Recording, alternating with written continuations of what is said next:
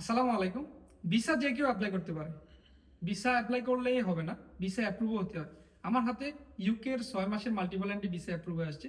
এই ভিসাটা totally depend করে আপনার ডকুমেন্টের উপরে এবং আপনি কিভাবে প্রসেসিং করতেছেন, আপনার এক্সপ্লেনেশন কিভাবে করছেন, সবগুলা বিষয়ে কিন্তু এখানে আপনার ভিসাটা অ্যাপ্রুভ হয়। যারা ইউকে ভিসা অ্যাপ্লাই করতে চান, প্রপার আপনার যদি ব্যাংক স্টেটমেন্ট মেনটেন থাকে তাহলে আপনি ভিসাটা অ্যাপ্লাই করুন।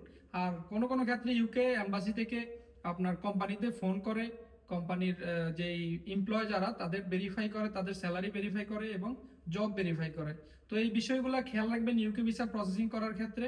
কারো কথায় আপনি fake bank statement, fake document দিয়ে ইউকে ভিসা অ্যাপ্লাই করবেন না। আপনার কাছে যদি প্রপার ডকুমেন্ট না থাকে তাহলে আপনি একটু সময় নিয়ে প্রপার ডকুমেন্ট রেডি করে তারপরে ভিসাটা অ্যাপ্লাই করুন। যদি তারা ধরতে পারে যে আপনি ফেক ডকুমেন্ট সাবমিট করছেন তাহলে আপনাকে ব্যান করতে পারে।